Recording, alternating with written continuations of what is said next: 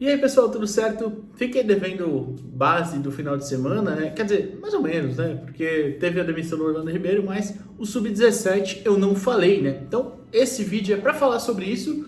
E eu já aproveitei e emendei meio que um pré-jogo do Sub-17 também, que joga amanhã a primeira partida das semifinais do Campeonato Brasileiro da categoria contra o Fluminense. Também, na segunda parte desse vídeo, já vou emendar a contratação do novo técnico do Sub-20, tá? O Leandro Zago foi contratado para substituir o Orlando Ribeiro. Inclusive, o vídeo da base desse final de semana foi sobre a demissão do Orlando. Mas, enfim, vamos falar sobre isso tudo aí, tá? Não costumo fazer isso, mas hoje eu lembrei. Se você puder, deixa aquele like no vídeo aí, se inscreve no canal se você não é inscrito ainda. E vamos falar sobre esses dois times, o Sub-17 e o Sub-20, tá? Eu vou começar primeiro com o Sub-17, da partida de sábado ainda, tá? O Sub-17 no sábado perdeu a ida das quartas de final para o Ituano por 1-0, né? O gol, placar mínimo lá no CT, no Velho Júnior mesmo, lá em Itu. Foi 1-0 e a volta é no sábado às 11 horas da manhã. Inclusive no CT Repelé, claro, portões abertos, tá? Se você quiser ir. E o Santos vai ter essa partida de volta. Só que antes tem o Brasileirão na terça-feira. Então o que aconteceu? O Helder poupou o time, né? Muitos reservas, alguns titulares também jogaram, mas muitos reservas atuaram nessa partida. Já vou falar a escalação daqui a pouquinho. E até é mais ou menos nisso que eu vou me apegar, tá? Eu não vi a partida ao vivo no sábado. Eu vi depois com a velocidade um pouquinho acelerada, né, para passar e tudo mais. Então não vou falar tanto da partida em si, mas sobre os jogadores vocês já vão entender já. Então foi 1-0, até aproveitando, eu não falo muito do Sub-15, vocês sabem, mas o Sub-15 também venceu. Também venceu não, o Sub-15 venceu a partida de ida, bateu o Ibrachina por 1-0 também. A volta é no sábado, às 9 horas da manhã, no sábado no CT Pelé. E aí o Sub-17, como eu falei, poupou jogadores, entrou em campo com Paulo Henrique, Yuri Soares, João Alencar, Assis e Vinícius Lira, Fabiano, Lucas Jaime e Vinícius Fabre, na frente Padula, Juninho e Pradella. Ou seja, desse time aí tem alguns titulares, né? Como eu falei, o Paulo Henrique vai acabar sendo titular, também na volta das quartas de final, porque o João Pedro está lá na seleção. O Vinícius Lira, lateral esquerdo, titular. O Lucas Jaime é titular também, inclusive capitão. O Padula é titular também. Aí os outros são mesmo reservas, né? No segundo tempo entraram ainda o Ryan no lugar do Yuri Soares, o Cabelo no lugar do Fabiano, o Murilo Teixeira no lugar do Lucas Jaime, o Diego Ferreira no lugar do Vinícius Fabre, o Lorenzo de Paula no lugar do Padula e o Matheus Xavier no lugar do Juninho e o Luca Meireles no lugar do Pradella. Então, os dois titulares ali, por exemplo, dois principais jogadores, podemos dizer assim, do Sub-17 também entraram na partida. Mas achei até que foi uma boa oportunidade para esses meninos que não atuam, se não atuam tanto ou sempre entram direto. Por exemplo, o Vinícius Fabre é um jogador que entra muito, o Helder gosta muito dele, mas ele reserva, né? Então acho que foi uma oportunidade que esses meninos tiveram de aproveitar. Talvez não tenha sido tão bem aproveitada, né? Porque uma derrota, por mais que o Santos não tenha jogado mal, uma derrota nunca pega bem, ainda mais num confronto eliminatório, né? Mas enfim, tem a chance de reverter. Sábado, 11 horas da manhã no CT Pelé, Santos e Ituano, tá bom? Quartas de final, eu acho que tem muita qualidade ali, o Santos tem condições de reverter, e o Ituano é um bom time, tá? Mas não é melhor que o Santos, tá? Tem condições de reverter, precisa reverter. E até porque, e aí eu já entro no brasileiro, a ida é nesse final de semana, nessa semana, na terça-feira, o primeiro jogo, lá no Raulino de Oliveira, em Volta Redonda, o Raulino, se eu não me engano, deixa eu ver aqui, só para ter certeza, mas eu acho que é o Raulino de Oliveira, o estádio, é em Volta Redonda, é isso. O Flu vai mandar o jogo lá, porque deve ter transmissão do Sport TV até, né? 7 horas da noite, tá? E aí, a volta é só no dia 23 de outubro, final do mês, que era uma quarta-feira, tá marcado inclusive para Vila Belmiro. Não sei se o Santos vai pedir para mudar, porque como no CT Pelé tem o gramado sintético, o Santos já é mais acostumado a jogar lá, a velocidade do jogo muda. Então o Santos normalmente tem um ganho técnico e prefere ter esse ganho técnico, né, do que ter algum ganho de público e tudo mais, como se fosse na Vila Belmiro. Mas enfim, então tá longe, ou seja, pode usar os titulares no confronto de volta contra o Ituano, porque vai ter aí 2 semanas pelo menos para descansar, então não tem problema nenhum, né? espero muito que o Santos tenha condições de reverter e faça um bom jogo também na ida, né? E para falar rapidinho do Fluminense até, tem o Fluminense um time bem técnico, tá? Bem difícil. Foi segundo colocado no grupo B, que foi o grupo que o Palmeiras liderou. O Palmeiras liderou com uma campanha excelente, 8 vitórias e 1 empate. O Flu teve 4 vitórias, 3 empates e 2 derrotas. E passou nas quartas de final, avançou eliminando o Flamengo, com um empate 1-1 fora de casa, um empate na Gávea, e lá em Xerém eles fizeram 2-0. E aí, como destaques do Flu, eu acho que a gente tem alguns jogadores aqui, eu separei 3, eu não vi muito Flu, vi esse jogo contra o Flamengo de volta, tentei ver alguns lances ali e tudo mais, e acho que tem 3 jogadores ali que são bem interessantes, tá? Bem mais difíceis, acho, de se marcar e tudo mais.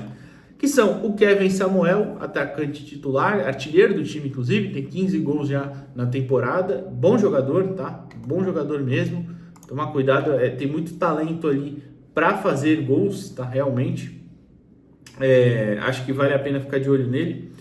7 desses gols dele, inclusive, são no Campeonato Brasileiro, tá? Outro jogador interessante é o Riquelme Felipe, que é um outro atacante. O Riquelme até já jogou como ponta, atacante, enfim, também é muito bom jogador, tá? Tem alguns golzinhos na temporada também, é vice-artilheiro, inclusive, do time sub-17. E o outro é o meio-campista Cauã Jonathan, tá? Que tem ali também muito talento, um jogador como é que eu posso dizer? De muita variedade ali, sabe? Pode atuar mais centralizado, mais aberto, até como meia, aliás, até como meia não, até como atacante, porque ele é meia, até como atacante, enfim. Então aí são 3 jogadores que eu destaco, mas claro, nada muito aprofundado, é só para vocês terem uma noção. Um bom time esse do Fluminense também, tá? E agora a gente passa para a segunda parte do vídeo, que é o Santos ter contratado o Leandro Zago, né? O novo técnico do Sub-20, o Leandro Zago, que ele... Quem acompanha assim bastante, ele tinha um perfil, o perfil dele no Twitter, ele falava bastante sobre tática e tudo mais, um perfil muito interessante, inclusive. Que eu, repito, eu não sei Twitter desde que caiu, algumas pessoas já têm de volta, eu não sei.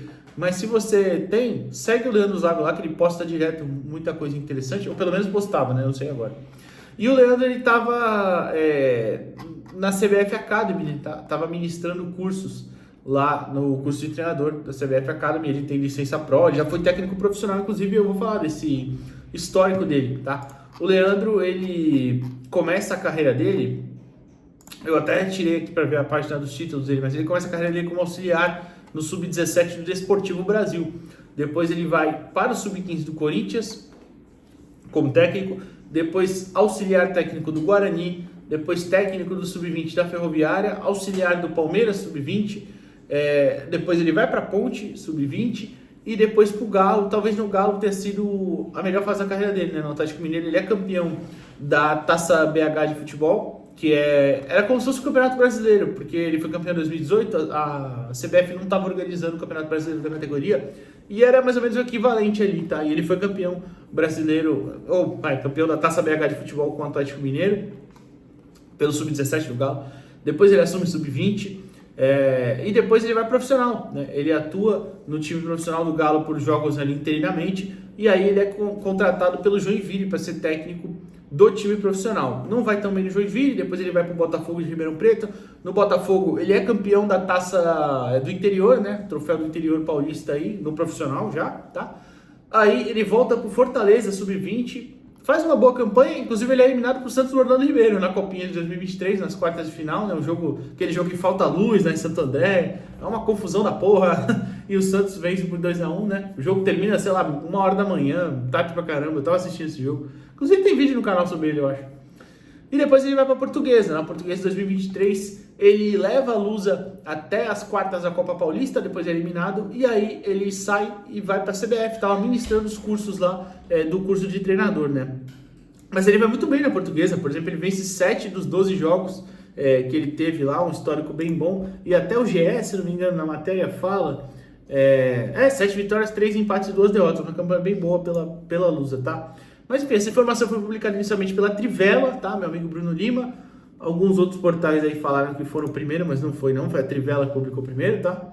E inclusive, aí vou até falar os títulos: o Zago, campeão brasileiro sub-17, foi a Taça BH, foi campeão mineiro sub-20, campeão mineiro sub-17, vice-campeão paulista sub-20 e vice-campeão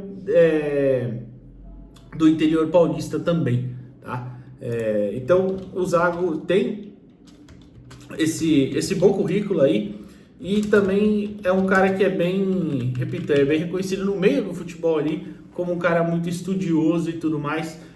Perdão, esse vice-campeão até agora que eu digitei aqui só para ter certeza, ele foi vice com o Botafogo, ele não foi campeão, então, troféu do interior, tá? Ele foi vice-campeão perdendo pro Ituano na final por 3-0. Mas uma boa campanha também lá no Botafogo ele teve, um aproveitamento bom. Então, assim, no meio do futebol, voltando a falar, né, ele é bem conhecido por ser um cara estudioso e tudo mais. Então, acho uma aposta bem válida, gostei da aposta do Santos, tá?